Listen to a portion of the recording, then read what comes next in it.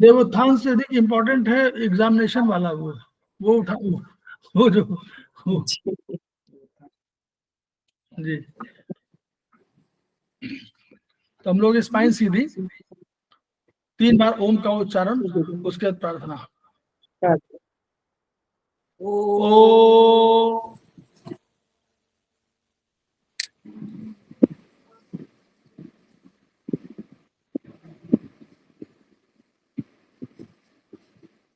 ओ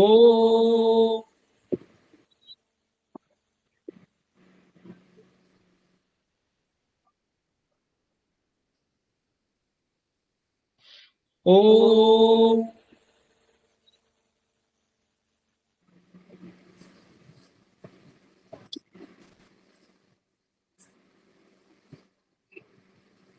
वह शक्ति हमें दो दयानिधे, कर्तव्य मार्ग पर डट जाएं,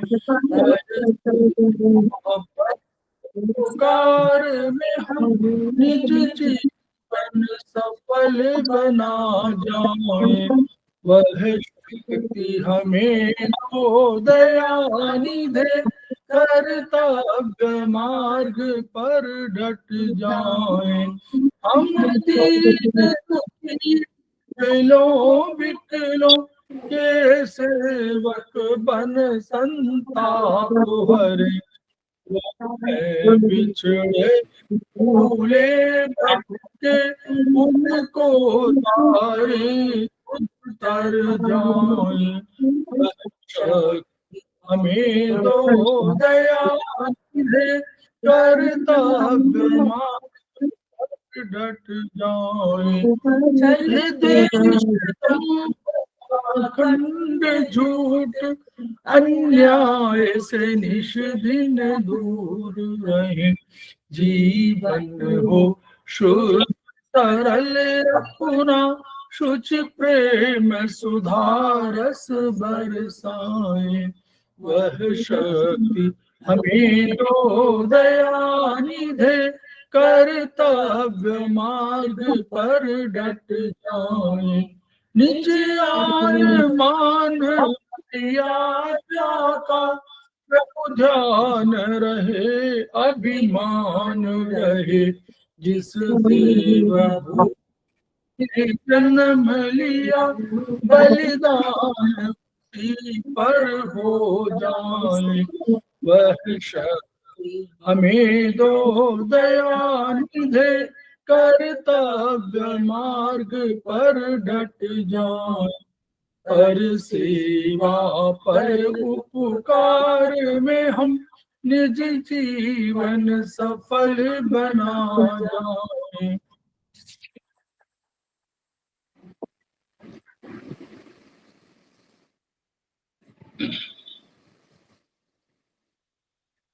समवायी क्लासेस में आप सभी का स्वागत है। हमारे बीच में श्रीमती वर्षा श्रीवास्तव, उपाध्यक्ष समवायी फाउंडेशन उपस्थित है, उनका स्वागत है। हमारे बीच में नीतू जैन जी उपस्थित है, सेमेस्टर 4 के स्टूडेंट हैं और हमारे समवायी फाउंडेशन की प्रमोटर है, उनका स्वागत है। हमारे बीच में वंदना दुबे जी उपस्थित हैं, जो आज की फैकल्टी भी हैं, सेमेस्टर 6 के स्टूडेंट हैं, उनका स्वागत है। हमारे बीच में सरिता जैन जी उपस्थित हैं, सेमेस्टर 2 के स्टूडेंट हैं और हमारे समवायी फाउंडेशन के प्रमोटर हैं, उनका स्वागत है। हम लोग समवायी फाउंडेशन के सदस्य हैं और एक्यूप्रेशर शोध प्रशिक्षण एवं उपचार संस्थान प्रयागराज से संबद्ध हैं। वहां के मनीषी खिमका सर के प्रति हम श्रद्धा व्यक्त करते हैं, जिनकी वजह से यह पूरा संस्थान आज इस रूप में आपने प्रस्तुत है। उनके प्रति कृतज्ञता ज्ञापित कर रहे हैं। इसके अतिरिक्त हमने जो एक्यूप्रेशर का शिक्षा ग्रहण किया, उस पर सूत्रधार प्रोफेसर सुषमा ओझा थी रही, तो उनके प्रति भी हम श्रद्धा व्यक्त कर रहे हैं और उनके भी प्रति आभार प्रदर्शित कर रहे हैं। संस्थान का एक मोटो है, each one reach one, each one teach one, each one treat one. उसी को आपको आपके माध्यम से पूरे विश्व में फैलाने का हमारा सपना है और हमें विश्वास है कि आपके माध्यम से ये विधा जो अपेक्षाकृत कम खर्चीली है उसका लाभ केवल आपको ही नहीं, आपके परिवार सदस्यों को नहीं, बल्कि समस्त पीड़ित मानवता को मिलेगा। इन्हीं शब्दों के साथ हम लोग आज की शुरुआत कर रहे हैं। हमारे बीच में डॉक्टर कोमल बालवानी जी उपस्थित हो गई हैं। उनका वो हमारी प्रमोटर हैं, उनका भी स्वागत है। इसके अतिरिक्त पुनः वंदना दुबे जी का स्वागत, और वो आज चरक 2 पर पहले से ही विचार व्यक्त कर रही हैं। उसी के चैप्टर 8 जो डायग्नोसिस चैप्टर है, बड़ा इंपॉर्टेंट है, उसी पर प्रकाश डालेंगी। तो ओवर टू वंदना मैम। मैं शेयर कर दे रहा हूँ मैम।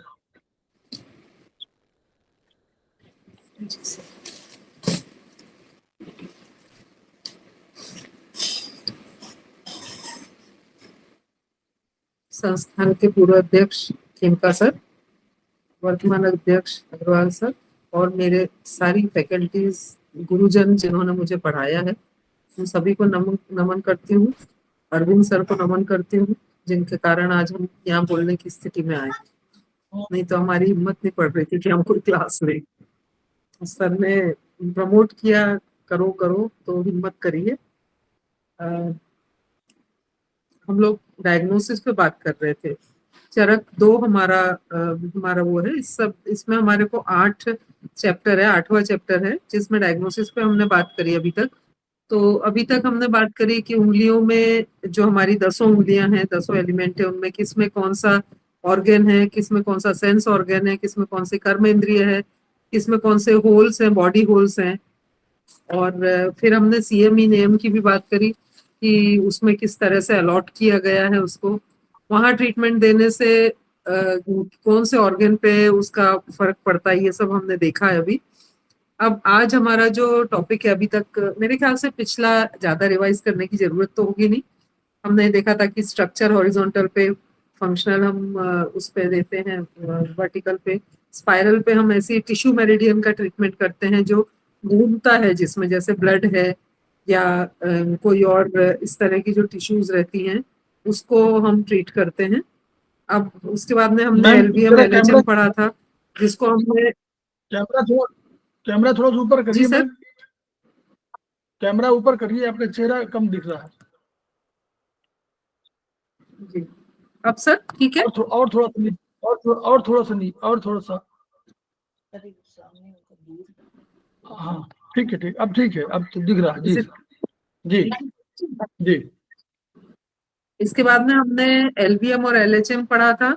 तो एलबीएम और एलएचएम में हमने 2-2 वर्टिकल मेरिडियन को मिला के एक पे करा था कि उससे 10 और 10 20 पॉइंट की जगह हम 5 और 5 10 पॉइंट से पूरा कवर कर सकते हैं। आगे से पीछे जो बीमारियां कवर करने की दी थी वो उसमें यूज करी थी। एलएचएम लिया था हमने जो इस प्रकार से आड़ा वो था। मैंने एक्चुअली सोचा था कि मैं एक लौकी से उसके स्लाइसेस करके बताऊंगी तो बहुत अच्छे से बन जाएगा इन लोगों को देखने में कि किस तरीके से एलएचएम और एलबीएम डिवाइड होता है, पर वो मैं नहीं कर पाई। तो एलएचएम में हम राइट से लेफ्ट जाते हैं। जो बीमारी हमारी दोनों ऑर्गन्स पे रहती है या इस तरीके से कवर होती है बॉडी के दोनों साइड से, जैसे दोनों कान हुए, फिर इस तरफ से दोनों आंखें हुई, इस तरीके से जो कवर करने की चीजें होती हैं उसको हम एलएचएम से करते हैं। और इसी प्रकार हमने ये देखा कि कैसे पॉइंट्स को कम करके भी ट्रीटमेंट किया जा सकता है। अगर हम इंडिविजुअल मेरिडियंस लेते हैं तो उसमें पॉइंट्स ज्यादा लगते हैं। अब हम आज बात करेंगे एनसीएच के मामले में। एनसीएच यानी नेल चक्र। तो जैसे हमारी फिंगर्स 10 हैं, उस प्रकार हमारे पास में 10 एनसीएच हैं। हर फिंगर का एक एनसीएच है। नेल के आसपास जो लाइंस हैं ये बहुत ज्यादा इंपॉर्टेंट होती हैं। हमने टीसीएम में भी पढ़ा था कि ये जो नाखून के ये फिंगर के जो ये लास्ट पॉइंट्स होते हैं, यहाँ पर इमरजेंसी पॉइंट्स होते हैं, जिंगवेल पॉइंट्स। ये जिंगवेल पॉइंट्स हमेशा इमरजेंसी में यूज होते हैं, बहुत इफेक्टिव पॉइंट्स हैं। और आयुर्वेद में भी हम ये चीज पढ़ते हैं कि जो हम एनर्जी, अर्थली एनर्जी नीचे से टो एनसीएच के माध्यम से और हेवनली एनर्जी हम उंगलियों के एनसीएच के माध्यम से हमारी बॉडी एब्जॉर्ब करती है। तो ये बहुत इफेक्टिव वो है पॉइंट्स हैं। जिसका यूज किया जाता है। नर्व्स का कोई प्रॉब्लम हो या फिर एनसीएच का उपयोग हम इसमें भी करते हैं अपने दाई मतलब बॉडी के अलग अलग पार्ट्स हैं। जैसे उन्होंने इसमें हमने बात करी कि धड़ के 10 हिस्से हैं, सिर के 10 हिस्से हैं, हर चीज को हमने आयुर्वेद में 10 में डिवाइड करा है, 0 से 9 तक। तो जो 10 हिस्से हैं तो वो 10 हिस्सों का ट्रीटमेंट एनसीएच पे करा जा सकता है। 0 एनसीएच का 0 पे, 1 एनसीएच का 1 पे, 2 एनसीएच का 2 पे। इस प्रकार से एनसीएच जैसे फिंगर का नंबर होता है उसी प्रकार एनसीएच के नंबर्स भी अलॉट किए गए हैं और उसमें उसी प्रकार ऑर्गन्स का ट्रीटमेंट किया जा सकता है। अब हम बात करते हैं जैसे NCH1, इसमें बुक में आपका एग्जांपल दिया हुआ है कि NCH1 करता है हाथ का एक भाग कवर करता है, थोरेक्स में SI और LI का दायां भाग कवर करता है। हमने देखा था कि उसके जो हिस्से करे हुए हैं शरीर के, जो हमने पहले पढ़ा हुआ है डिवीजन, वो डिवीजन के हिसाब से जो वो ऑर्गन्स आ रहे हैं। फिर लंग्स आ रहे हैं, दाई नाक आ रही है, दाई आंख आ रही है, ब्रेन का फ्रंटल बैंक का दाया हिस्सा आ रहा है। इस प्रकार फिंगर नंबर 1 से जो राइट स्मॉल फिंगर है हमारी, उससे हम कौन कौन से ट्रीट करते हैं। इसी प्रकार सारे एनसीएच को हमने इस प्रकार से डिवीजन में दिया हुआ है। एनसीएच यानी बहुत स्ट्रॉन्ग एब्जॉर्बिंग पॉइंट है एनर्जी के। अब हम ये देखते हैं कि डायग्नोसिस के काम भी आते हैं एनसीएच और ट्रीटमेंट के पॉइंट ऑफ व्यू से भी काम के हैं। जैसे हमने उसमें पढ़ा था ट्विस्टिंग, ट्विस्टिंग जो हमने हाथ की पढ़ी थी वो भी डायग्नोसिस भी करती है और उसी के साथ साथ अगर आप ट्विस्टिंग करते जाएं तो वो ट्रीटमेंट का काम भी करती है। इसी प्रकार नेल चक्र को इस प्रकार से अगर पकड़ के और अपन ट्विस्ट करते हैं या प्रेस करते हैं साइड पे, तो वो डायग्नोसिस भी होता है कि उस पर्टिकुलर उसमें क्या प्रॉब्लम है और उसका ट्रीटमेंट भी होता है। अगर आप उसको प्रेस करते रहे लगातार तो वो पेन आपका कम हो जाएगा या वो मेरिडियन का ब्लॉकेज कम हो जाएगा और धीरे धीरे वो बीमारी है वो ठीक होने लगती है। इसमें हमने लिखा है कि स्पाइनल कॉर्ड में थोरेसिक से लेके सर्वाइकल, सर्वाइकल से लेके थोरेसिक मतलब C1 से लेके C8 तक और थोरेसिक की 12, ये जो वर्टिब्रा हैं, ये स्पाइनल कॉर्ड के जो नर्व्स हैं, वर्टिब्रा नहीं नर्व्स हैं, उनको हम हैंड एनसीएस से ट्रीट करते हैं। और जो मतलब लंबर और लंबर से नीचे कॉसिक्स तक के आएंगे, सेक्रम, लंबर, सेक्रम और कॉसिक्स, इन सबको हम पैर की यानी टो एनसीएस से ट्रीट करते हैं। ठीक है, ये इसका डिवीजन हमने यहाँ पर दिया हुआ है जैसे हम ये डायग्राम में देख रहे हैं। इसमें दिया हुआ है, मेरे को सर मैं आज टैबलेट नहीं यूज कर पा रही हूँ तो मुझे वो चीज ज्यादा नहीं दिख रही, इसलिए मुझे बुक रेफर करनी पड़ रही है। तो ये हम देख रहे हैं कि ये टो एनसीएच में भी उसी प्रकार, जी जी सर, 0 1 1 2 0 1, जी जी। तो ये देखिए इसके अंदर स्पष्ट दिया हुआ है कि कौन से हिस्से से कौन सा एनसीएस से कौन सी वो ट्रीट हो रही है। तो हमने देखा ऊपर का जो है, चूंकि हमारे ब्रेन के ज्यादा पास सर्वाइकल और थोरेसिक है, इसलिए ऊपर वाला हिस्सा हमारा हाथ के एनसीएच का जो है वो इसके लिए यूज हो रहा है और नीचे का हिस्सा जो है हमारे पैर के एनसीएच से हो रहा है यूज। इसी प्रकार अब हम देखेंगे ये आपके जो बाहरी वातावरण जब में जो चेंज होता है, जैसे मौसम बदलता है, तब भी आप देखेंगे कि उसके कारण जो हाथ पैर में दर्द और अकड़न इस तरह का हो जाता है या ब्लड प्रेशर में चेंज आता है। जैसे आपको पता है कि तेज जब बहुत सीवियर ठंड पड़ती है तब भी बीपी हाई होने का डर रहता है, बहुत ज्यादा गर्मी होती है जब, तब भी बीपी हाई होने का डर रहता है। तो इस तरह से हाई बीपी में एंजाइटी, पैल्पिटेशन, पैरालिसिस, ये सब चीजों के अंदर भी एनसीएच का काफी इंपॉर्टेंट रोल है, क्योंकि ये सारी चीजें जो हैं ये हमारी नर्व से सीधे सीधे जुड़ रही हैं और उन पर्टिकुलर ऑर्गन से जुड़ रही हैं जो उस एनसीएच पे उपलब्ध रहते हैं, उपलब्ध यानी लोकेटेड हैं। अब हम बात करेंगे टीथ डायग्नोसिस की। टीथ डायग्नोसिस के अंदर हम देखेंगे कि हमारे जो दांत होते हैं, हम यूजुअली देखते हैं कि लोगों के दांतों में बहुत तकलीफ होती है तो लोग दांतों का इलाज कराते रहते हैं और बहुत लंबे समय तक दांतों का इलाज होता है, लेकिन समझ में नहीं आता, वो ठीक ही नहीं हो रहा है, प्रॉब्लम बढ़ती जा रही है। एक्चुअली आयुर्वेद में दांतों को भी डायग्नोसिस का एक पार्ट माना गया है। हर दांत का अपना एक ऑर्गन से संबंध होता है। वो संबंध के हिसाब से अगर उस दांत में प्रॉब्लम है तो समझा जाता है कि उस ऑर्गन में, संबंधित ऑर्गन में प्रॉब्लम है। तो ये हम अच्छे से जानते हैं कि जो हमारे टोटल दांत होते हैं वो 32 होते हैं। अब 32 दांतों को अगर हम 4 हिस्सों में बांटे तो यहाँ से हम देखते हैं कि जो दांत हमारा सेंटर से अगर हम 2 हिस्सों में बांट रहे हैं तो पहले 2 दांत हैं वो हमारे इंसीजर्स हैं।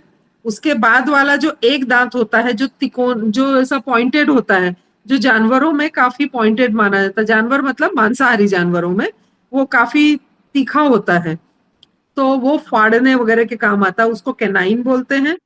फिर उसके बाद वाले जो 2 दांत होते हैं 4 और 5 नंबर, वो प्रीमोलर होते हैं, जो कोई भी चीज को दलने के काम आते हैं। और लास्ट के जो 3 दांत होते हैं, नंबर 6, नंबर 7 और नंबर 8, वो मोलर होते हैं, जो पीसने के काम आते हैं। जैसे हम जब खाना लगाते हैं तो आप देखिए कि हमने अगर कोई एक फल लिया खाने के लिए तो हम उसको पहले कट करेंगे कैनाइन से, वो सॉरी इंसीजर से, और अगर वो कोई ज्यादा वो है, तीखा है या कड़ा है, तो हम उसको फिर कैनाइन यूज करेंगे। उसके बाद में प्री मोलर से हम उसको थोड़े टुकड़े करेंगे और फिर उसको पूरी तरह से पीसने के लिए मोलर यानी ये साइड्स की दाढ़ों का उपयोग करते हैं। तो ये हमारे दांत का 32 दांतों का डिवीजन है। 8-8 दांत का पेयर रहता है, 4 क्वाड्रेंट्स होते हैं, 2 ऊपर के राइट एंड लेफ्ट और नीचे के राइट एंड लेफ्ट। तो राइट लोअर और लेफ्ट लोअर, राइट अपर और लेफ्ट अपर, इस प्रकार से हम 8-8 दांतों का सेट बनाते हैं। अब हम ये देखेंगे कि ऑर्गन्स, जी सर कुछ कहा आपने? नहीं, अब हम ये देखेंगे कि कौन सा, जैसे हमने देखा कि फिंगर नंबर 1 पे लंग्स और लार्ज इंटेस्टाइन है, फिंगर नंबर 2 पे हार्ट और स्मॉल इंटेस्टाइन है, उसी प्रकार जो दांत है हमारे, दांत नंबर 1 एंड 2 जो है वो लंग्स, लार्ज इंटेस्टाइन, हार्ट और एसआई को रिप्रेजेंट कर रहे हैं। अब अगर ये दांत इनको रिप्रेजेंट कर रहे हैं तो इन दांतों में होने वाली प्रॉब्लम भी ये शो कर रही है कि इन ऑर्गन्स में कोई प्रॉब्लम हो रही है, सिर्फ दांत की ही प्रॉब्लम नहीं है वो। जैसे हम देखते हैं कि अगर दांत में प्रॉब्लम हो रही है तो दांत का इलाज करिए आप, तो वो चीज ठीक हो जानी चाहिए। पर अगर ये ऊपर की एक्सटर्नल कोई चोट है तब तो ये दांत का इलाज दांतों का करने से ठीक हो जाएगा। लेकिन यदि वो कोई अंदर से आपके शरीर में कोई प्रॉब्लम हो रही है, उस ऑर्गन में, उस मेरिडियन में कोई प्रॉब्लम हो रही है और उसके कारण वो दांत में प्रॉब्लम आ रही है, तो वो फिर रूट एंड फ्रूट वाला हिसाब है कि अगर रूट उसकी कोई ऑर्गन में है तो वो फ्रूट में, दांत में तकलीफ बताएगा, और उसके बाद में वो दांत की तकलीफ तब तक ठीक नहीं होगी पूरी तरह से जब तक उसकी रूट का ट्रीटमेंट नहीं होगा। जैसे अभी मैंने वो लिया है, मेरा जो प्रोजेक्ट है उसके अंदर है हेडेक लिया मैंने, तो मेरा साइनस के कारण एक पेशेंट का हेडेक था, तो मैं उसका हेडेक ट्रीट करती थी, थोड़ा सा ठीक हो जाता था, वापस दूसरे दिन कंप्लेंट की, वापस सर दुख रहा है। फिर जब उसको पूरी तरह से देखा तो वो साइनस में प्रॉब्लम थी, और वो जब साइनस का ट्रीटमेंट करा तो हेडेक अपने आप ठीक हो गया। माने आपका जो रूट का ट्रीटमेंट होगा तो आपका फ्रूट अपने आप ठीक हो जाएगा। माने आपके जो दांतों में जो प्रॉब्लम आ रही है वो रिफ्लेक्शन है आपके ऑर्गन में प्रॉब्लम होने का। अब नंबर 3-4 जो है लिवर पेनक्रियाज, इसमें लेफ्ट, इसमें हमारा लिवर और पेनक्रियाज आता है। आयुर्वेद में हमारे को डिवीजन ऑर्गन्स का याद है कि ये 10 उंगलियों में कौन कौन सा डिवीजन होता है, उसी के अकॉर्डिंगली हम इसके अंदर स्टडी कर रहे हैं कि लिवर, पेनक्रियाज और गॉल ब्लैडर आ रहा है 3 नंबर पे। 4 नंबर पे आ रहा है किडनी और यूरिनरी ब्लैडर। 5 और 6 पे स्टमक, स्प्लीन और सर्वाइकल और स्पाइनल कॉर्ड आ रही है।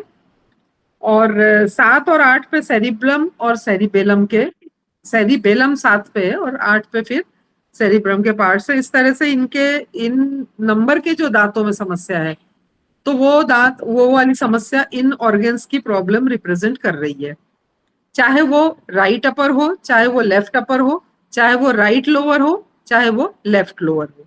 तो जो नंबर है दांतों का उस फिंगर पे ट्रेस, मान लीजिए कि आपके ये यहां से ऊपर से आप करें तो आपके राइट 3rd नंबर का जो कैनाइन है उसमें प्रॉब्लम आ रही है, तो 3rd नंबर का कैनाइन मतलब आप मान लीजिए आपके लिवर और गॉल ब्लैडर वाली उसमें प्रॉब्लम आ रही है, तो आप उसको ट्रीट करने के लिए आप फिंगर नंबर 3 को लेंगे। उसी प्रकार जैसे आपके अगर यहाँ दाढ़ में प्रॉब्लम आ रही है, दाढ़ के किसी दांत में प्रॉब्लम आ रही है, 7 नंबर और 8 नंबर में आ रही है, तो आप फिंगर नंबर 7 एंड 8 के एनसीएच का उपयोग करेंगे। पर वही यदि आपके लोअर जॉ के दांतों में प्रॉब्लम आ रही है, लोअर जॉ में आपका अगर इसी प्रकार से जो डिवीजन किया हुआ है उसमें प्रॉब्लम आ रही है, तो उसके लिए हम टो एनसीएच का यूज करेंगे। बस ये बिल्कुल सिंपल सा फंडा है कि ऊपर के दांतों के लिए हैंड के एनसीएच यूज होते हैं और नीचे के दांतों के लिए पूरे जबड़े के टो एनसीएच का यूज किया जाता है। ऑर्गन्स वैसे ही हैं जैसे हमने अभी तक पढ़े थे। तो ये बहुत ही मतलब बहुत ही अच्छी ये है इसकी कि ये आपको रिप्रेजेंट करते हैं कि आपके बॉडी में कहीं अंदर उस ऑर्गन में समस्या आ रही है। हमारा जो एमआरआई कराना है या हमारे पास है, क्योंकि यूजुअली जो है हम मॉडर्न मेडिसिन में जब जाते हैं तो मॉडर्न मेडिसिन में हमारे इन्वेस्टिगेशंस जो हमको रिपोर्ट देते हैं वो हमेशा, आप लोगों ने शायद पढ़ी होगी स्टेजेस ऑफ ये डिजीज, इसमें टीसीएम में, तो वो वाली स्टेज जो होती है वो तब हमको वो बताती है रिपोर्ट जब वो इनिशियल स्टेज से आगे आ जाते हैं। माने वो आपको तब बताएंगे जब वो ब्लड में या वो टिश्यू में वो प्रॉब्लम आ जाएगी, तब आपको वो रिपोर्ट में नजर आती है। उसके पहले रिपोर्ट में वो बीमारी नजर नहीं आती। जबकि हमारा एक्यूप्रेशर इतना एडवांस है कि आपको प्रॉब्लम आने वाली है, उसकी शुरुआत हो रही है, जो आपको कहीं देखने पे नहीं नजर आएगी, यूएसजी में नहीं दिखेगी, एमआरआई में नहीं मार्क होगी, उसके पहले ही वो इंडिकेट करना शुरू कर देती है कि इस ऑर्गन में, इस संबंधित मेरिडियन में, इसके पाथवे में, इससे संबंधित कोई भी हिस्से में समस्या आ रही है या समस्या आने वाली है। ये उसका प्री इंडिकेशन होता है।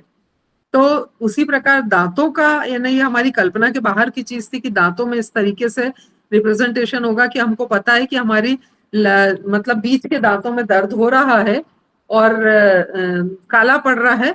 मतलब आप समझ लीजिए कि जो ये पहला दांत आपका अगर तकलीफ दे रहा है तो आपको लंग और लार्ज इंटेस्टाइन पे काम करना पड़ेगा, उनके बारे में देखना पड़ेगा कि उनसे संबंधित कुछ है और आप उसको ट्रीट करेंगे तो दांत में अपने आप होगा आराम। अब दो चीजें यहाँ पर आती हैं। एक इसके अंदर एक सीधा सा इसका प्रिंसिपल रहता है कि आप का जो रूट रहता है वो, और आपका मैनिफेस्टेशन। तो जो मैनिफेस्टेशन रहता है अगर वो बहुत तेज है, मतलब ये बहुत ज्यादा अगर दर्द हो रहा है, तो आप रूट का ट्रीटमेंट बाद में करेंगे, पहले आप अपना मैनिफेस्टेशन का करेंगे। जो आपका बीमारी दिख रही है, दर्द हो रहा है, बुखार आ रहा है, ये जो चीजें हो रही है, आप पहले उसका ट्रीटमेंट करेंगे और उसमें आराम लाएंगे, उसके बाद आप रूट की तरफ जाएंगे।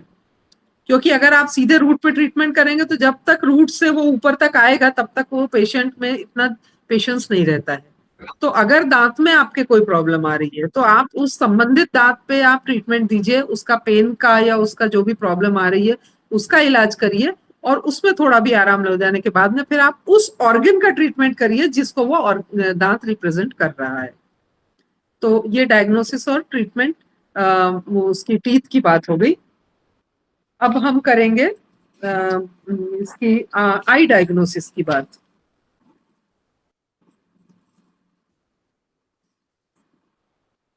आई डायग्नोसिस, अब ये देखिए कि आंख जो है हमारी सेंस ऑर्गन है, ब्रेन का बहुत इंपॉर्टेंट पार्ट है आंख। आंख के बारे में तो, आंख नहीं है तो समझिए दुनिया ही नहीं है वाली हालत हो जाती है। ये हमारी कर्मेंद्रिय है और हमारा एक इम्पोर्टेंट मतलब बॉडी होल में, दो बॉडी होल में भी ये आंख आती है। स्ट्रक्चरल प्रॉब्लम होती है तो उसको ट्रीट करा जाता है। आई को मस्तिष्क के पूरे आई के जितने भी आंख के ये ऑर्बिट है, ये जो हम मसाज करते हैं, ऑर्बिट की मसाज करते हैं अंदर की तरफ से, ये आई ऑर्बिट पे हमारे मस्तिष्क के बहुत इंपॉर्टेंट बिंदु रहते हैं। तो हम ये आई ऑर्बिट की मसाज करते हैं, मतलब हम उन बिंदुओं की मसाज करते हैं जो मस्तिष्क से डायरेक्ट जुड़े हुए हैं। अब हम इसमें देखेंगे कि एक आंख का चित्र हमारे आंख के आगे आ रहा है, बाहर से लुक, आई ऑर्बिट्स वाला सामने से देखा हुआ। तो अंदर की तरफ आएगा 0 और बाहर की तरफ आएगा 9। ये जो जितने भी वो हैं आपके और ये क्या कहा जाए आपके 10 ब्रेन देखो, के ये ब्रेन के बोल पार्ट क्यों जो नहीं आ रहा है? ब्रेन के पार्ट है ना जो नहीं सर, 10 ये मैं चाह रही हूँ। बस ऊर्जा। अपने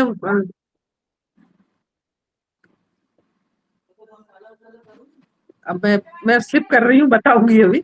ये जैसे आई ऑर्बिट है, अपने जो 10 ऑर्बिट्स लिए हुए हैं, ये इधर का लिया हुआ है, एक सहस्त्रार के आसपास का लिया हुआ है, आई का लिया है, नाक का लिया है, इसका कान का है, एक माउथ गर्डल है। 10 गर्डल्स है हमारी। वो 10 गर्डल्स में से एक इम्पॉर्टेंट गर्डल होती है आंख की गर्डल। और ये जो गर्डल होती है, ये अपने आप में इतनी महत्वपूर्ण होती है कि आंख का अपना इलाज तो एक तरफ है, ये सीधे सीधे ब्रेन से जुड़ी हुई है। ब्रेन के 10 पार्ट करेंगे तो आंख के उन 10 हिस्सों पे उसका ट्रीटमेंट होगा। अब जब आप आई मसाज करते हैं, आई ऑर्बिट, देखिए आई ऑर्बिट की मसाज इस तरीके से अंदर की तरफ से होती है, बाहर की आईब्रो वाले साइड से नहीं होती है, आई ऑर्बिट में अंदर की तरफ से होती है। और ये जो है हम देख रहे हैं इस डायग्राम में कि 0 अंदर है, ऊपर उसका वो एनर्जी ली गई है 2367 वाली, और नीचे जो है 1458 ली गई है। 9 बाहर है, 0 अंदर है। अब इस पे हम देखेंगे कि जहां मान लीजिए हमने ऐसा प्रेशर देते हुए हम गए आंख के ऑर्बिट पे और हमको कहीं पे पेन मिला, तो हम उस पॉइंट की लोकेशन देखेंगे कि मान लीजिए वो पेन आपके 7 नंबर पे मिल रहा है, तो उसका आपको ये मानना पड़ेगा कि ब्रेन का जो डिवीजन है उसमें जहां 7 नंबर आता है उस हिस्से में कोई प्रॉब्लम है, और उसका ट्रीटमेंट करने के लिए हम 7 नंबर फिंगर का यूज करेंगे और उससे हम उसको ट्रीट करेंगे। तो इसी प्रकार हम उसको देखेंगे। मान लीजिए कि आपके यहाँ 0 में प्रॉब्लम आ रही है, मतलब आपका ब्रेन का वो वाला हिस्सा कुछ जो प्रॉब्लम क्रिएट कर रहा है। अब ये जो है राइट आई का जो ऑर्बिट है वो राइट साइड का ब्रेन, और लेफ्ट आई का जो है वो लेफ्ट साइड का ब्रेन को रिप्रेजेंट करता है। इसका रेगुलर प्रेशर देना और वो जो है रेगुलर मसाज करना बहुत इफेक्टिव होता है। हम लोग इसको यूज करते हैं। हम लोग सुबह जो प्राणायाम करते हैं उसके बाद में हमारा ये डेली मसाज का रूटीन है, आंख की, नाक की, मतलब ये पूरी हम 10 गर्डल कवर करते हैं इसमें। तो 10 गर्डल में 2 गर्डल्स जो हैं ये 2 नेल चक्र पे होती हैं, यानी टॉप जो वर्टेक्स गर्डल है आपकी वो, और एनल गर्डल, ये दोनों इस पे कवर होती है, दोनों नेल चक्र पे, दोनों थंब के। और उसके अलावा आई गर्डल हो गई, nose, mouth girdle, ear girdle, ये 4 गर्डल्स यहाँ पे हो गई, ये अपर गर्डल हो गई, ये लोअर गर्डल हो गई कॉलर बोन वाली, और इसके अलावा 2 गर्डल्स हमारी थोरेसिक एरिया में और इसमें रहती है पेल्विक एरिया में, और जो 2 बट जाती हैं वो दोनों नेल्स में करी जाती है मसाज। तो हम लोग ये डेली करते हैं और बहुत इफेक्टिव है, इसमें कोई दो मत नहीं है कि आंखों की बीमारी, पहले कभी कभी पेन मिलता था उस हिस्से में, अब जब उसकी मसाज रेगुलर करते हैं आप तो फिर वो पेन चला जाता है। इसका मतलब है कि उस संबंधित हिस्से में कोई समस्या थी जो अब ठीक होने की उम्मीद कर सकते हैं। अब हम बात करेंगे, इसमें कुछ केस स्टडीज दी हुई हैं, उसको आप लोग देखिएगा। अब हम एक अगले उस पे बढ़ते हैं। तो हम ये देख रहे हैं कि दूसरे डायग्नोस्टिक टेबल्स हैं इसके अंदर, उसके अंदर लिखा हुआ है सीजनल ट्रीटमेंट। तो सीजनल ट्रीटमेंट यानी जो हमारे 4 सीजन्स हैं, फरवरी, मार्च और अप्रैल का एक, फिर 3 महीने मई, जून और जुलाई, फिर आता है अगस्त, सितंबर और अक्टूबर, और नवंबर, दिसंबर और जनवरी। इस तरह से 3-3 महीने का एक एक सीजन माना है। ये 4 सीजन का पूरा साल होता है कवर। अब इसके अंदर जो बसंत ऋतु है उसके अंदर जो ट्रीटमेंट होता है वो स्मॉल फिंगर एनसीएच पे होता है। इसमें भी देखिए आप ऊपर है लिखा हुआ कि 10 एनसीएच से ट्रीटमेंट है, 10 से 0।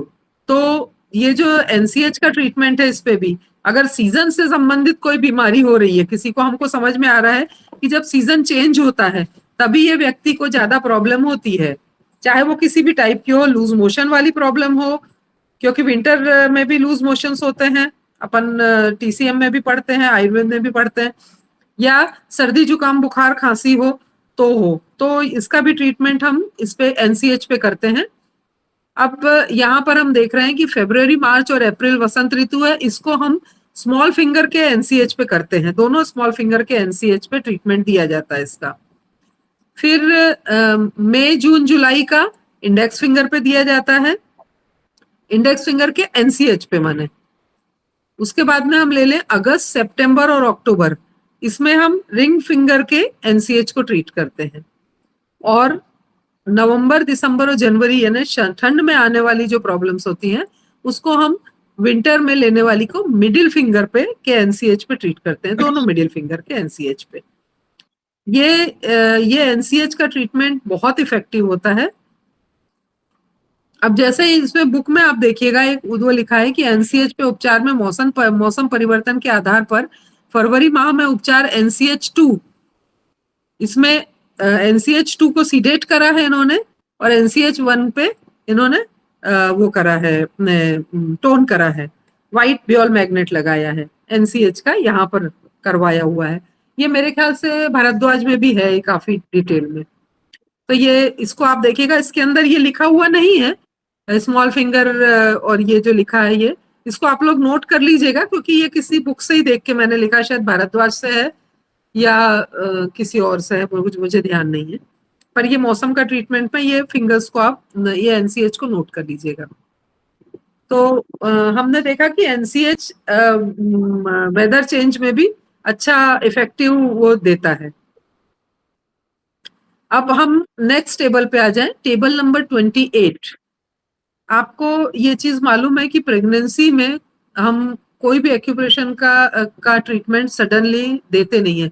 ऑल ऑफ ए सडन जैसा हम सामान्य व्यक्ति को जो ट्रीटमेंट देते हैं वो ट्रीटमेंट की दर्द हो रहा है तो हमने LI4 पे ट्रीट कर दिया, LI4 पे मैग्नेट लगा दिया। हम प्रेगनेंसी में ऐसा कतई नहीं करते हैं। क्यों? क्योंकि इसके अंदर कोई जो ये पॉइंट्स होते हैं इनका इस तरह का भी इफेक्ट होता है कि वो एबॉर्शन की टेंडेंसी बढ़ जाती है। तो प्रेगनेंसी का बेस्ट ट्रीटमेंट जो मेरे को मालूम है आज तक का वो ये मेथी पट्टी है, और दूसरा K9 जो है इसमें अपने PCM में K9 पे ब्लैक कलर लगाना। और आयुर्वेद में जो है सबसे बढ़िया ट्रीटमेंट है ये कि जो मंथ चल रहा हो वो मंथ की फिंगर ले लीजिए आप और उसके ऊपर सारे जॉइंट्स पे उसके मेथी की पट्टी लगा दीजिए।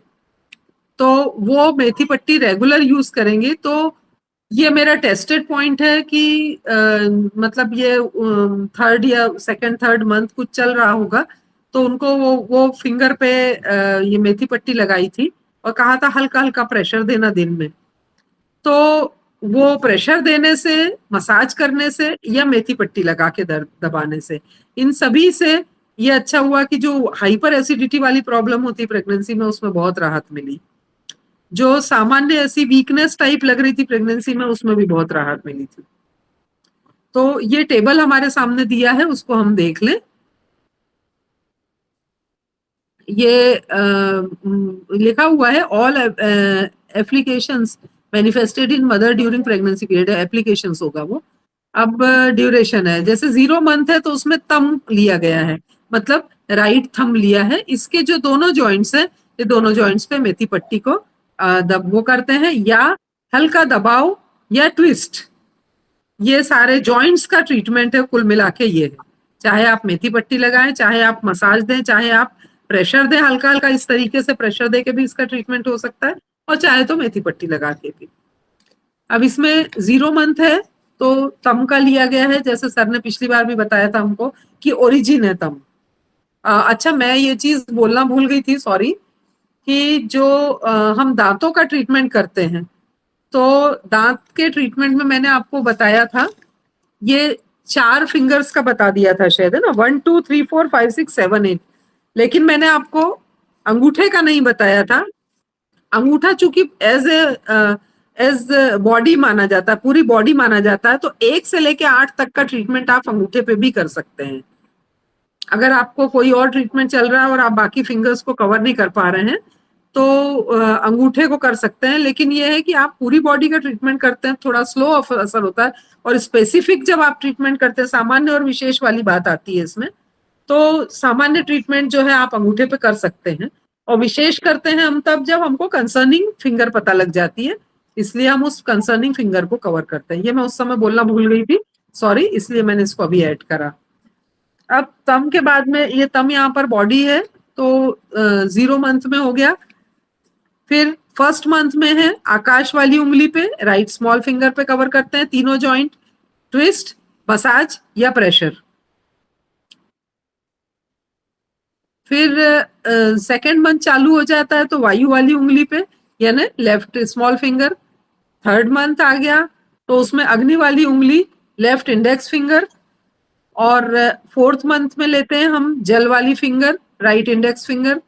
फिफ्थ मंथ में लेते हैं हम पृथ्वी वाली, right ring finger. Six month में लेते हैं हम काल वाली उंगली, लेफ्ट रिंग फिंगर। और 7वें महीने में हम लेते हैं दिशा, और 8वें महीने में लेते हैं मन। 9वें महीने में आत्मा वाली उंगली यानी लेफ्ट थंब का हम वही दोनों जॉइंट लेते हैं। थंब में 2 ही जॉइंट है तो दोनों जॉइंट पे ट्रीटमेंट करा जाता है। परंतु इसके अंदर आप ये सोचें कि हम बाकी कोई और ट्रीटमेंट कर दें तो प्रेगनेंसी के लिए ट्रीटमेंट करने में हमको बहुत विचार करके ट्रीटमेंट करना चाहिए। ये सबसे बढ़िया ट्रीटमेंट है, बहुत इफेक्टिव ट्रीटमेंट है। करने वाले को लगता है कि हम सिर्फ मेथी पट्टी लगा रहे हैं, उंगलियों पे मेथी पट्टी का क्या मतलब आता है क्या, पर आप पूरे महीने, पूरा मंथ आप ये पट्टियां लगाइए, ये बहुत अच्छा रिस्पॉन्स देती हैं। चलें अब हम नेक्स्ट टेबल पे चलते हैं, टेबल नंबर 29। अब यहाँ हम देखेंगे एज ग्रुप के हिसाब से ट्रीटमेंट। बहुत पहले मैंने कहीं किसी लेक्चर में सुना था, एग्जैक्टली आई डोंट रिमेम्बर कि किस लेक्चर में सुना था मैंने, पर कुछ चीजें ऐसी रहती है ना जो कि सुनो और वो एकदम से याद आ जाती हैं। फिर वो वाली चीज सुनी थी कि जब आप कोई आपके पास ट्रीटमेंट के लिए पेशेंट आता है तो जो आपका जो आपने वो केस तैयार करना, केस तैयार करते हैं तो उसके अंदर लिखा जाता है ना, वहां से शुरुआत होती है कि मेल है कि फीमेल है, एज क्या है और प्रॉब्लम कब से है। इस प्रकार से हम सारे वो डायग्नोसिस के लिए सारी उसके सिम्टम्स लिखते हैं, उससे पूछ के जो वो बताता है। और फिर वो साइंस एंड सिम्टम्स जो उसने बताए और जो हमने वॉच किए, ऑब्जर्व किए, उनके आधार पर फिर हम डायग्नोस करते हैं बीमारी और उसके बाद में हम उसका ट्रीटमेंट करते हैं। तो जब हम एज का फैक्टर लेते हैं तो ये चीजें हमारी सामने आती हैं कि मान लीजिए कि किसी को सर्वाइकल पेन हो रहा है या यहाँ कंधे में यहाँ दर्द हो रहा है, तो अगर वो बड़ा एज वाला व्यक्ति है तो हम मान के चलते हैं कि ये प्रॉब्लम हो सकती है। यदि वो इस एज ग्रुप का व्यक्ति है जो लगातार काम करने वाली एज है, मतलब जो 30 के आसपास है, तो हम मान सकते हैं कि ये सर्वाइकल का है।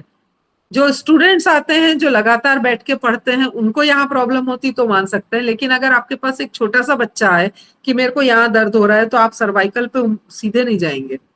यहाँ पर आपका एज फैक्टर इसमें मायने रखता है कि आप समझते हैं कि उस संबंध, उस एज ग्रुप में किस तरह की बीमारियां हो सकती हैं। मान लीजिए एक बहुत छोटा सा बच्चा आपके पास में है, आया है कोई ट्रीटमेंट के लिए, तो आप ये समझेंगे कि अगर बहुत छोटा बच्चा है मतलब उसको वो या तो जेनेटिक होती है या फिर प्रीनेटल कोई बीमारी हो सकती है। तो हमारा जो सोचने का जो थॉट प्रोसेस है वो चेंज हो जाता है कि हम इसको किस तरह से ट्रीट करेंगे। यानी जो हम ऑप्शंस रखते हैं अपने सामने, पॉसिबिलिटीज रखते हैं कि क्या क्या हो सकता है, वो वाली चीजों में हम वो वाली चीज बिल्कुल सामने से हटा देते हैं जो ओल्ड एज में होनी है बीमारियां, वो छोटे बच्चे को हो नहीं सकती हैं। तो हम फिर उस बारे में सोचना बंद करके दूसरे डायरेक्शन में सोचते हैं। तो वो हमारा एज का एक बहुत महत्वपूर्ण चीज होती है कि आप जब सामने वाले की एज देखते हैं तो आप ये समझते हैं कि एज रिलेटेड है। जैसे कॉन्स्टिपेशन, कॉन्स्टिपेशन अगर आपको कोई बच्चा आके मतलब कोई 5 साल का 6 साल का बच्चा अगर की मदर आई है लेके इसको कॉन्स्टिपेशन है तो उसका कारण लंग की डेफिशिएंसी नहीं हम डायग्नोस करेंगे, या हम ये नहीं करेंगे कि उसका वो नहीं हो पा रहा है एब्जॉर्प्शन, कुछ ना कुछ ऐसी प्रॉब्लम है जो हो सकता है कि उसके पानी पीने में कम आ रहा हो या फिर उसकी डाइटरी इंटेक में रफेज वगैरह नहीं हो, इस तरह का सोच सकते हैं। लेकिन वही जब आपके पास में 70-80 साल के व्यक्ति को आके कहा कि हमें कॉन्स्टिपेशन है तो हम इस बारे में सोचेंगे कि लंग की डेफिशिएंसी हो सकती है अगर हम टीसीएम के हिसाब से सोचे तो, और हम आयुर्वेद के हिसाब से सोचें तो हमको ये लगेगा कि हमारे को किस चीज को सीडेट करना है और किस चीज को टोन करना है। जैसे हम बोलेंगे कि इसकी एब्जॉर्प्शन, न्यूट्रिएंट का एब्जॉर्प्शन बढ़ाने के लिए हम स्मॉल इंटेस्टाइन को सीडेट के पॉइंट्स को सीडेट करते हैं और लार्ज इंटेस्टाइन के पॉइंट्स को हम टोन करते हैं। तो ये मतलब इस तरह की चीजें होती हैं जो हमारे को एज वाले चीज जो है बहुत मायने रखती है। जैसे अब हम देखें, ये जो चार्ट है इसके अंदर बताया है कि 0 से 9 महीने का ये चार्ट बता रहा है कि आपका तम, अंगूठे वाला, अंगूठे का मतलब तम वाली उंगली पे ट्रीटमेंट देंगे तो जल्दी इफेक्ट करेगा, क्योंकि ये ओरिजिन है। जैसा उस बार अरविंद सर ने भी क्लास में लेते में बार बार टोका था इस बात को कि ये ओरिजिन है आपका, और ओरिजिन है मतलब आपका जब बच्चा पैदा हुआ है वहां से लेके 9 साल तक वो उसी से जुड़ा हुआ है। अभी उसकी वही प्रीनेटल से वो पूरी तरह से डेवलप हो रहा है, तो उसकी वो वाला इफेक्ट इसमें ज्यादा रहेगा, इसलिए हम उसको 0 को टोन करेंगे, 0 को ट्रीट करेंगे। फिर 10 से 19 साल में हम देखते हैं कि फ्लेक्सिबिलिटी की प्रॉब्लम हो सकती है। आकाश वाली उंगली पे ट्रीट करेंगे, फर्स्ट नंबर फिंगर पे ट्रीट करेंगे, यानी राइट स्मॉल फिंगर पे ट्रीट करेंगे। इसी प्रकार 20 से 29 में हम जाएंगे, तो यहाँ पर हमको जो ध्यान रखने की चीज है, जो हमने आयुर्वेद में पढ़ा था सामान्य गुण और विशिष्ट गुण, बहुत पहले पढ़े थे, फर्स्ट सेमिस्टर में पढ़े थे आपने, और अभी इसमें भी आपको मतलब दोहराए अपन ने, इसी चैप्टर में, डायग्नोसिस वाले चैप्टर में भी अपन ने रिपीट करे हैं। तो यहाँ जो उस एज में जो ऑर्गन है, जो एलिमेंट है, सॉरी नॉट ऑर्गन, सॉरी, जो एलिमेंट है उसकी जो विशेषताएं हैं, सामान्य और विशेष गुण है, उससे संबंधित बीमारियां इस एज ग्रुप में ज्यादा होती हैं, ये माना जाता है। तो उसका ट्रीटमेंट करने पे इसलिए वो ज्यादा इफेक्टिव होता है। जैसे अब 30 से 39 साल है, इसमें अग्नि, लेफ्ट स्मॉल फिंगर ट्रीट करेंगे। 40 से 49 ईयर में जल वाली उंगली, इनमें ट्रीट करेंगे का मतलब ये नहीं है कि ये इन्हीं में ट्रीटमेंट से फायदा होगा, पर इससे संबंधित बीमारी की गुंजाइश ज्यादा रहती है।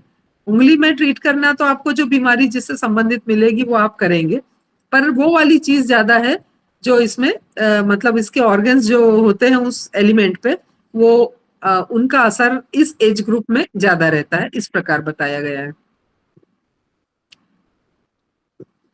तो ये हम आ जाएं 60 से 69 साल तक काल, 70 से 79 साल तक दिशा, और 80 से 89 तक मन, और 90 से 99 साल तक आत्मा। इस प्रकार पूरे 10-10 साल में इनको डिवाइड किया गया है।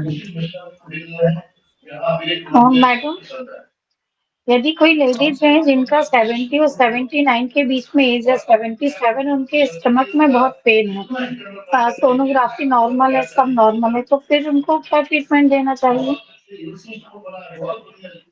एक्चुअली मेरी मम्मी को ये प्रॉब्लम हो रही है, 77 ईयर की है वो। हाँ, और उनके पेट में बहुत ज्यादा प्रॉब्लम हो रही है, और इतना ज्यादा होता कई बार कपड़े भी खराब हो जाते हैं उनसे। तो सोनोग्राफी नॉर्मल है, सारी रिपोर्ट्स नॉर्मल आ रही हैं। मैडम, प्रॉब्लम क्या होती है? पेट में प्रॉब्लम पेन क्या होती है? बताती हैं, बस और कोई प्रॉब्लम नहीं।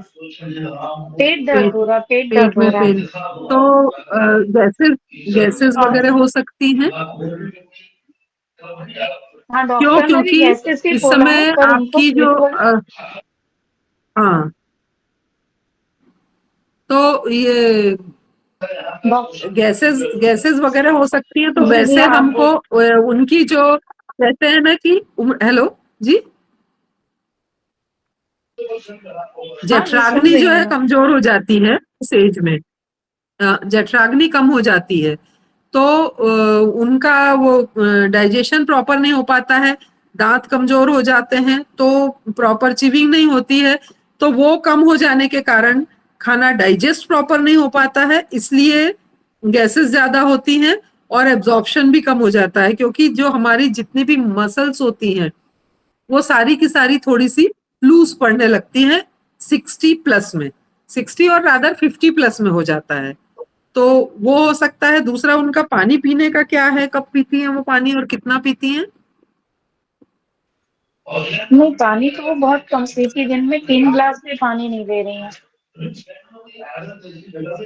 बाप रे, तो फिर तो आवाज आ रही है दिक्कत आपको ही मेरी? होगी, क्योंकि खाना एब्जॉर्ब होने के लिए उतना फ्लूइड नहीं मिलेगा। सबसे बड़ी दिक्कत यही होती है कि फ्लूइड प्रॉपर नहीं होगा अगर खाने के बाद में, खाना खाने के आधे पौन घंटे बाद अगर हम पानी नहीं पिएंगे तो खाना पूरी तरह मिक्स हो नहीं सकेगा, और वो जो बोलस बनता है वो प्रॉपरली डाइजेस्ट ही नहीं हो पाएगा, तो गैसेस होंगी ही। तो वो तो मतलब आपको ये चीज में थोड़ा सा देखना पड़ेगा कि पानी की इंटेक आधा से पौन घंटे बाद उसको बढ़ानी ही पड़ेगी, क्योंकि क्या होता है कि मूवमेंट भी ज्यादा नहीं हो पाता है। जितना यंग एज में जो मूवमेंट होता है बॉडी का, मोबिलिटी जो रहती है, वो मोबिलिटी भी इस एज में थोड़ी कम हो जाती है, तो उसके कारण बाउल मूवमेंट भी प्रॉपर नहीं हो पाता है, और पानी भी प्रॉपर नहीं इंटेक अगर होगी तो मतलब डाइजेशन हो ही नहीं सकेगा ठीक से। तो थोड़ा सा सबसे पहले तो पानी का ही इंटेक आपको थोड़ा सा इम्प्रूव करना पड़ेगा, क्योंकि खाना डाइजेस्ट ओके कैसे होगा ओके। अगर आपके पास में, आपको मालूम है, हाइपर एसिडिटी और हाइपो एसिडिटी दोनों ही स्थितियों में खाना डाइजेस्ट अच्छे से नहीं हो पाता है।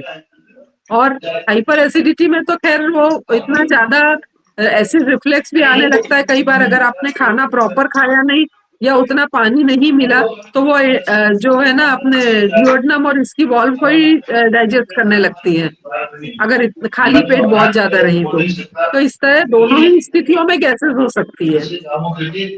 तो मेरे को जहां तक लग रहा है, बाकी अरविंद सर बताएंगे, मैं बहुत एक्सपीरियंस नहीं हूँ, पर सर बताएंगे कि और क्या कारण हो सकता है। वो मुझे लगता है पानी की इंटेक प्रॉपर होना जरूरी है, क्योंकि मोबिलिटी भी थोड़ी सी कम हो जाती है। और रफेज खाने में उनके कितना जाता है? डाइट तो बहुत कम है, हम रफेज एक कितना रोटी भी जाता है? नहीं फाइबर? खाती दिन भर में, 2 रोटी। नहीं, वो सब नहीं लेती हूँ ज्यादा। तो फाइबर कितना जाता है? फाइबर कितना जा रहा है पेट में? हाँ, नहीं नहीं, बिल्कुल नहीं जाता है।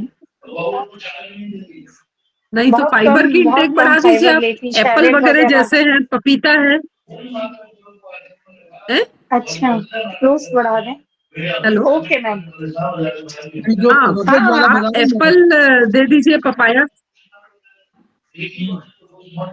जी sir. Okay okay ma'am, okay. हाँ ठीक, आप ठीक कह रही हैं, बिल्कुल।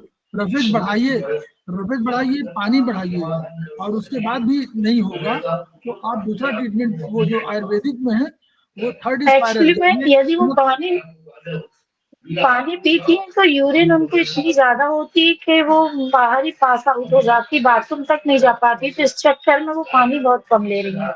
Kidney kidney kidney essence, kidney yang, kidney yang, yang sir, yang सही है। किडनी यांग का किडनी यांग। ट्रीटमेंट देंगे ना मैडम, तो वो यूरिन जो है ना, जितना पानी पी रही है उससे ज्यादा यूरिन हो रही है, ऐसा हो सकता है, वो ज्यादा फॉर्म होता है। सर किडनी को, सही बोल रहे हैं, किडनी किडनी यांग को तो मैंने और कह रहा किडनी हूँ, एसेंस। किडनी यांग और किडनी एसेंस और किडनी यांग और किडनी इन और किडनी एनर्जी, मतलब तीनों, मतलब तीनों का चार मतलब हुआ है ना, किडनी यांग हो गई, किडनी की हो गई, किडनी इन हो गई, किडनी यांग हो गई, 4 हो गई। चारों को कोई भी जिसका एज, मतलब लेडीज में स्पेशली 55, मेल में 60, किस जो को है उसको एक ऑर्डर में कहीं ना कहीं आप ट्रीटमेंट करते जाइए। 10-12 दिन बाद कुछ भी ना हो, आप एक दिन किडनी यांग करिए, एक दिन किडनी एसेंस करिए, एक दिन किडनी इन करिए, एक दिन किडनी की करिए। ये बिल्कुल 15 दिन के बाद आपको सबको करना चाहिए, क्योंकि वो पॉइंट है, एनर्जी जो है आपको कहीं से मिल जाएगी। अगर आपको नहीं समझ में आ रहा है तो आपके 2 वो है, इन जो आपका कंसेप्शन वेसल मेरिडियन, और उसके बगल में आपका चोंगमू मेरिडियन है। चोंगमू मेरिडियन के वो पॉइंट्स जो है, 2 पॉइंट आपको सब लोगों को करने चाहिए, मेल और फीमेल बोथ। 2 में अगर आपको इतना नहीं कर सकते तो आप उसको 2 कर दीजिए, जिसमें 6 पॉइंट है, 4 या पॉइंट है, किसी में 6 पॉइंट है बस टोटल, तो उनको जरूर करना चाहिए। और ये वाला जो आप बता रहे हैं, मैडम ने बिल्कुल कहा, पानी पीजिए, रफेज बढ़ाइए। चोकर वाला जो, देखिए हम लोग जो खा रहे होंगे, वो बाहर का अगर लिया हुआ खा रहे हैं अगर आटा, तो उसमें नेचुरली वो बिल्कुल बढ़िया मैदा वाला मिलता है, ताकि जो बढ़िया छाना हुआ, उससे बेटर ये चोकर वाला लीजिए, बनवा करके कि स्पेशली चोकर जिसमें पूरा हो, कहीं छाना ना गया हो, उसको खाइए। कुछ आपके मिलेट्स वगैरह के जो और होते हैं थोड़ा बहुत ऐड करिए, मैं नहीं कह रहा हूँ, थोड़ा बहुत ऐड करिए। और प्लस अगर इन सबके बाद ठीक नहीं हो रहा है तो वही किडनी इसेंस वगैरह करिए यूरिन के लिए और उसके लिए, वो दोनों बैलेंस करेगी।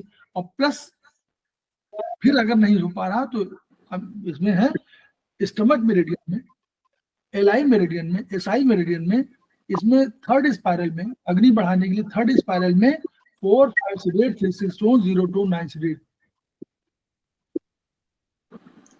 सर मैंने एक क्वेश्चन पूछना है, वो आप जैसे प्रेग्नेंट लेडीज के लिए बात कर रहे थे, तो वो उसमें मैंने जैसे किसी को 6 मंथ में थी प्रेग्नेंट, तो उसको मैंने वो लगाया, मतलब फिंगर के हिसाब से ही लगाया, लेकिन उसको उसमें पल्पिटेशन शुरू हो गई, मतलब वो उसको अच्छा नहीं लग रहा था, तो उतार दिया उसी टाइम ही, थोड़ी देर में ही उतार दिया हम लोगों ने।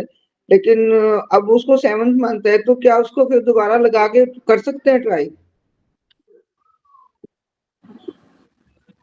मैडम आप एक बार ट्राई भले ही कर लीजिए, और नहीं तो आपने ये देखिए ना, बुक में आपने ये चीज ध्यान दी कि उन्होंने कहा है कि जेंटल मसाज और ट्विस्ट, ये है ना, सहज हल्का दबाव अथवा ट्विस्ट करके संबंधित माह में संबंधित उंगली पर उपचार कर सकते हैं।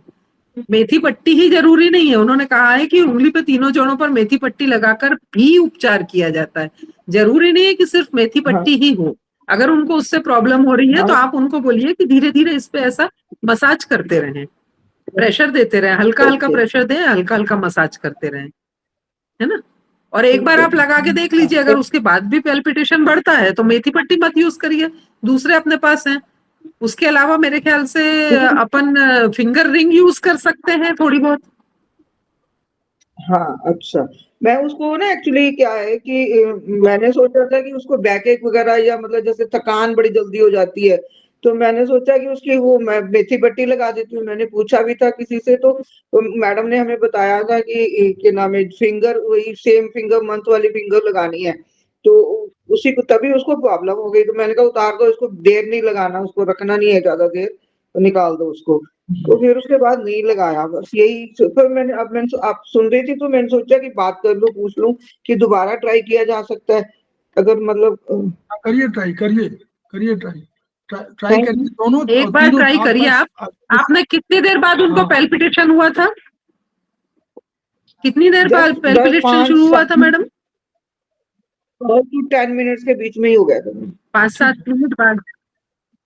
अच्छा हाँ, तो मतलब आप ऐसा लगाते करिए, तो एक बार लगा के देखिए, अगर वो नहीं सूट करता है तो आप मसाज करवाइए उससे, है ना। ठीक है, हल्का दबाव या ओके, ट्विस्ट या मसाज, है ना। ठीक है, और एक चीज मैं बोल रही थी, मैं सर कुछ अलग चीज भी बता सकती हूँ मैं, मतलब अपने इससे एक्यूप्रेशर से हटके इनकी मदर के लिए जो है 77 ईयर्स वाली मैडम, उसमें आप 2 काम और कर सकती हैं। एक तो नाभि के नीचे सभी लेडीज को करना चाहिए clockwise and anti clockwise massage. ये पेल्विक प्लेटफॉर्म के लिए बहुत अच्छी होती है, सभी लेडीज को करना ही चाहिए ये, स्पेशली दिन में 1 मिनट सुबह 1 मिनट शाम को। ये मैंने किसी क्लास में सुना था और नोट करा, और मैं उसके बाद से लगातार सबको बोलती हूँ ये करने का। दूसरी चीज मैं ये कह रही थी कि एक वज्रोली मुद्रा होती है। जी सर। देशी वाला कोई करना नहीं चाहता है, ये सब आप जो बता रही हैं बहुत बढ़िया बता रही हैं। नाभि में पहले तेल लगाते थे, क्लॉकवाइज उसको रात में करके, और क्लॉकवाइज कोई भी ऑयल जो इसमें हो, जैसे सर्दी में है तो गर्मी, सर्दी में सर्दी वाला तेल ना लगाएं, गर्मी वाला तेल लगाएं, उसको लगा करके क्लॉकवाइज आप कर दीजिए तो सारी मेरिडियंस का सेंटर है ये। इसलिए यहाँ पर आकर के सारी मेरिडियंस अपनी ऊर्जा ग्रहण करती हैं या संवेदना देती हैं, और इसको हम लोग योग चक्र में मानते हैं कि ये हमारा बहुत इंपॉर्टेंट चक्र है। इसलिए यहाँ पर आपको सबको मैं कह रहा हूँ, सबको लगाना चाहिए रात में तेल। कोई लगाता है ही नहीं, भूल जाते हैं। नहाने के टाइम लगाते हैं, जैसे नहा लिया ना उसके बाद पूरी बॉडी पे। किसी ने मुझे पहले बोला था, जब मतलब मैं 50 के अबव हुई, तो मुझे किसी ने कहा कि तेरी बॉडी पे जो ड्राइनेस है ना, तू सुबह उठ के जब नहाते हो तो उसके बाद तेल लगा के, नाभि में भी लगाना है 1 बूंद तेल, और मतलब फिंगर से तो अच्छे से उसको अंदर लगा के उसके बाद उसके ऊपर पानी डाल के पोंछ लो तो आपको ड्राइनेस खत्म हो जाएगी। तो मेरी काफी हद तक ड्राइनेस खत्म हो गई, अब कभी पाँव नहीं फटते इस बात से। क्योंकि नाभि में डेली मैं तेल लगाती हूँ ना। हाँ ठीक है, तो ये नाभि वाला जो है वो जो मैडम कह रही है, वो कह रही है कि क्लॉक वाइज उसको मूवमेंट दे दीजिए, तो वो एनर्जी का है, वो एनर्जी, जैसे मैडम को कहा, उनको मदर को कहा, उनके लिए वो जब क्लॉक वाइज आप देते हैं तो इसका मतलब टोनिंग कर रहे हैं आप।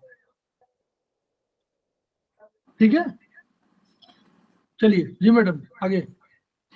और एक चीज और मैं बताना चाह रही थी कि जो ये प्राणायाम वगैरह जो लोग करते हैं ना, उसमें वज्रोली मुद्रा जरूर करवाइए। ये वज्रोली मुद्रा जो होती है ना, उसमें जो आपका ये यूरिन निकलती है, जो उसके बाद में अपन जिस तरीके से उसको सिकोड़ते और छोड़ते हैं ना, वो सांसों के साथ करिए, उसमें बहुत मसल्स मजबूत होती हैं। जो इनकॉन्टिनेंस की और इसकी प्रॉब्लम होती है ना, उसमें बहुत आराम मिलता है। इसको जरूर करवाइए। वो तो आराम से लेटे लेटे या बैठे कभी भी वो कर सकती हैं, और ये बहुत इफेक्टिव है, इसलिए मैंने आपको बोला। मैं इसलिए सर से पूछी कि मैं आउट ऑफ एक्यूप्रेशर भी बात करूं तो जी चलेगा क्या, मैम, क्योंकि ये बहुत इफेक्टिव डॉक्टर है। ने इसको बोला जरूर हमको ये करवाइए। वाला करने के लिए। पूरी तरह से ताकत से खींचे और पूरी तरह से छोड़े, खींचे और छोड़े, ऐसा दिन भर में 10 बार, 20 बार, 25 बार करें, तो वो मसल्स मजबूत होती हैं, तो इनकॉन्टिनेंस की प्रॉब्लम नहीं रहती। और दूसरी बात ये कि नाभि के नीचे ऐसे इस तरह से क्लॉकवाइज और एंटी क्लॉकवाइज मसाज दोनों करने से भी पेल्विक प्लेटफॉर्म ठीक होता है। और दूसरी बात कि मतलब थोड़ा सा पानी उनको भले स्मॉल सिप्स में लेने का कहिए, तो वो, क्योंकि पानी नहीं बढ़ाएंगे अगर, तो ये पेट में दर्द होता रहेगा, गैसेस होती रहेंगी, खाना भी डाइजेस्ट नहीं होगा, ना डाइजेस्ट होगा ना एब्जॉर्ब होगा, ऐसा ही में एब्जॉर्प्शन वाला भी काम प्रॉपरली हो नहीं पाएगा। तो उसको हमको देखना पड़ेगा, क्योंकि वैसे ही हमारा सारी मेरिडियंस और सारे ऑर्गन्स जो है ना, वो थोड़े ढीले हो जाते हैं, उनकी काम करने की कैपेसिटी कम हो जाती है इस एज में, तो उनको हमको सपोर्ट करना बहुत जरूरी है। और हाई फाइबर डाइट में आप उनको रफेज वाले, जैसे पालक है आपके, एप्पल है आपका, ये पपीता है, ये चीजें सब है जो मतलब डाइजेशन में हेल्प करती हैं आपको, और रफेज बढ़ जाता है तो कॉन्स्टिपेशन भी नहीं होगा उनको। और उसके साथ साथ आप ये 2-3 चीजें सपोर्टिंग करवाएंगी तो उससे उनको इफेक्ट पड़ना चाहिए, ऐसा मुझे लगता है।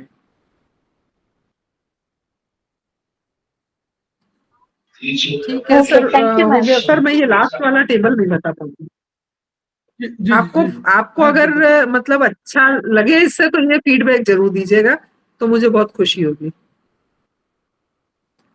सर ये लास्ट टेबल मैं नहीं करवा पाऊंगी, उसमें मैं कॉन्फिडेंट नहीं हूँ, इसमें कुछ नहीं है, और देखिए ये मैंने अभी नंबरिंग तक सिस्टम मतलब बताया हुआ है। देखा भी नहीं।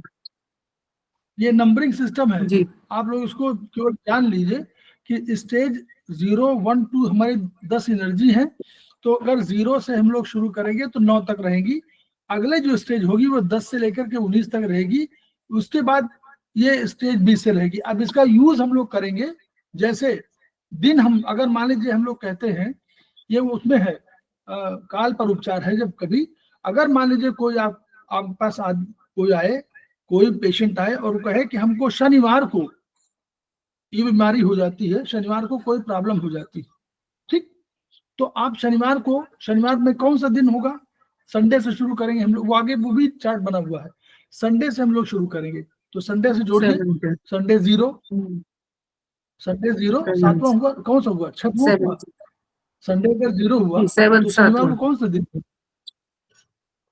तो 6 हुआ नंबर, 0, 1, 0, 1, 2, 3, 6 4, हुआ, हाँ 5, 6, 0 गिनेंगे तो 6 होगा, बराबर सर। 0 हुआ, 6 हुआ ना, तो यानी हमको क्या हुआ कि हमको इस जी नंबरिंग के हिसाब से वो 6वां नंबर हुआ। क्लियर, सब लोग क्लियर है कि नहीं, 6वां नंबर हुआ, तो हम लोग नोट कर लेंगे कि NCH 6 जी पर हमको ट्रीटमेंट देना है। फिर उसने कहा कि हमको जनवरी महीने में ये हुआ, तो जनवरी महीना क्या है देखिए, इसमें जनवरी महीना भी कहीं चार्ट बना हुआ है, वो भी आपको हैंडबुक 1 में मिलेगा। तो जनवरी माने शुरुआत 0, तो जनवरी 0 हो गया, ठीक है, तो जनवरी उसने बता दिया, और उसने बता दिया कि हमारा दिन, तो जनवरी और सैटरडे 0 आ गया और 6 आ गया। उसने और कोई बता दिया कि मान लीजिए एग्जाम्पल दे रहे हैं 2000, मान लीजिए उसने कहा कि 2020 में हुआ था, और फिर उसने कहा कि 2024 में हुआ था, तो 2020 इसमें किस में आएगा, देखिए 20 किस में आएगा, 20 जीरो में आएगा। देखिए 20 नंबर, देखिए सेकेंड स्टेज 20, हाँ 20 नंबर हाँ किस में? जीरो में आएगा यस सर। जी, और 24 किस में आ रहा है? जीरो, फोर्थ 4 में स्टेज में। सर। 4। ठीक है, तो हमारे पास एनर्जी 3 एनर्जी सिस्टम हुआ, एक जीरो, फिर दूसरा जीरो, फिर दूसरा 4, फिर दूसरा 6 हुए ना। तो हमको ट्रीटमेंट करना है 0, 4, 6 एनसीएच में। आगे चल के जो काल पर उपचार है 0, 4 और 6 3 पर उपचार करना है। अब उपचार क्या करेंगे? हमको लग रहा है मान लीजिए उनको कोई प्रॉब्लम हो रही है, तो हम अगर अभी सामान्य प्रॉब्लम की बात कर रहे हैं, वो गिर गए हैं, उनकी हड्डी टूट गई है, या परेशान हो जाते हैं, या उनको कोई डर लगता है, या उनको भय लगता है, कोई चीज है, तो हम लोग इस एनसीएच में 0, 4, 6 में ट्रीटमेंट क्या दे देंगे? नॉर्मल ट्रीटमेंट अगर आप समझ रहे हैं कि कोई उनको टॉक्सिन है जो उनको प्रभावित कर रहा है, तो हम लोग 4, 5 सिलेट, 3, 6 टोन, 0 टू 9 सिलेट दे देंगे। और तो स्पेसिफिक ट्रीटमेंट बहुत से होंगे, लेकिन नॉर्मल बता रहे हैं कि अगर उसमें जो अभी कोई हड्डी टूट गई तो अलग पॉइंट हो गया, उसका हम वही ट्रीटमेंट देंगे जो हमको देना है। ठीक है, 2, 4, 5 जैसे देते हैं, या ये हमने नॉर्मल बता दिया कि हमको दे इस चार्ट के हिसाब से दे एनसीएच डिसाइड करेंगे आप, ये उसके लिए टेबल है। ये नंबरिंग सिस्टम आयुर्वेदिक सिस्टम का है। तो आपको दिन का भी चार्ट बनाना है, वर्ष का भी चार्ट बनाना है, और महीने का भी चार्ट इससे बन सकता है। वो इसके लिए ये टेबल है, इस टेबल का यूज करना है। ठीक है, क्लियर? कोई पूछना है इसमें? श्रद्धा जैन, श्रद्धा जैन बताइए।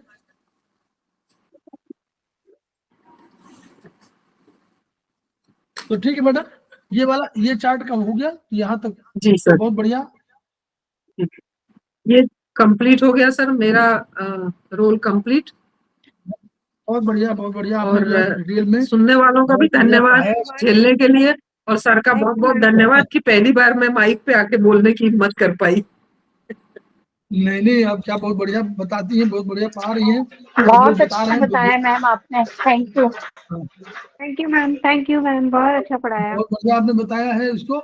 और धन्यवाद। जो है पूरा आप combination of Vandana ma'am and उनका सेमेस्टर 6 के दो हमारे जो बड़े योद्धा के रूप में हैं।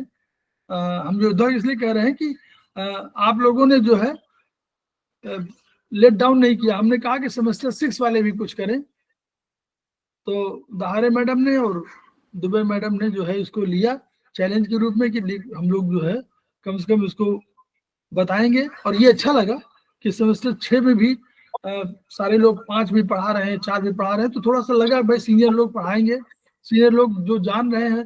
देखिए ये तो हम लोग स्टडी कर रहे हैं, ना मेरे पास ज्ञान है ना किसी के पास ज्ञान है, ज्ञानवान केवल एक ही है, ईश्वर। हम लोग सब ज्ञान की दिशा में आगे उसको तलाश रहे हैं कि भाई ज्ञान मिल जाए। किसी के पास 2 मिल जाता है, किसी को 4, किसी को 6, किसी को 100 नहीं मिल सकता। 100 मिलेगा तो ब्रह्म है। तो इसलिए हम लोग कोशिश कर रहे हैं कि उसमें, तो इसलिए कोई ये हिच मत रखिए कि हमको नहीं आता तो क्या हम बोलेंगे, किसी को नहीं आता।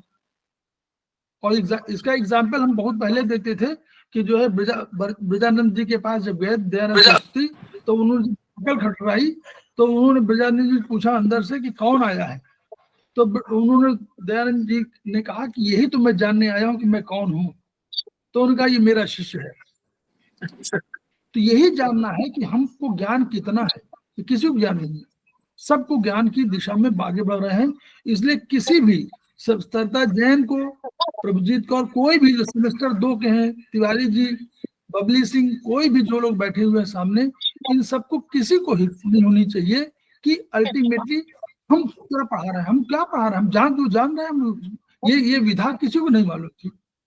ये विधा जब 2000 के आसपास, तो पूरे 1995 में आई यहाँ पर इलाहाबाद में, तब तो हम लोग बता रहे थे, तो उत्तर प्रदेश में या भारतवर्ष में दो एक जगह और थी। तो 1994-95 जो विधा आई, उसको हम लोग कैसे कह सकते हैं कि हम बहुत जानते हैं। 94 के पहले, 95 के पहले कोई जाने नहीं था।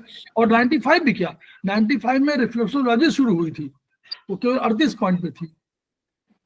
और ये तो बाद में आया, चाइनीज वाला तो बहुत बाद में, मुझे लगता है शायद आया 96 में आया है। तो इसलिए ऐसा मत सोचिए। तो हम लोग जो है इस विधा को आगे बढ़ाएं, जो वीडियो आएगा उसको शेयर करें, जो पुराने वीडियो हैं उनको शेयर करें, बताएं, समझें कि ये चिकित्सा विधा हमारी बहुत अच्छी विधा है, जिसमें हमारा अपेक्षाकृत कम खर्च है और इसके लाभ अधिक हैं। इसमें कोई दवा नहीं खानी है, कोई केमिकल नहीं प्रयोग करना है। इसलिए अगर केमिकल प्रयोग नहीं कर रहे हैं तो हमारी किडनी, हमारी लीवर दोनों पर कम प्रभाव पड़ेगा। और एनर्जी सिस्टम है, एनर्जी ही लेना है। अल्टीमेटली आगे चल के हो सकता है 200 साल बाद केवल एनर्जी का ही ट्रीटमेंट होने लगे, ये भी मान हो सकता है, क्योंकि लोग एनर्जी पर आधारित हो जाएंगे। और एनर्जी यानी आप सब कुछ भोजन लेते हैं वो एनर्जी के लिए लेते हैं, तो हम एनर्जी के सीधे ट्रीटमेंट क्यों ना करें। तो इसलिए हम लोग इसको विधा को आगे बढ़ाएं, तभी हम लोग का सार्थक होगा। Each one reach one, each one treat one, each one teach one, ये सपना। इन्हीं शब्दों के साथ 2 मिनट के लिए हम लोग वीडियो ऑफ करते हैं, उसके बाद फिर हम लोग शुरू करते हैं। Thank you.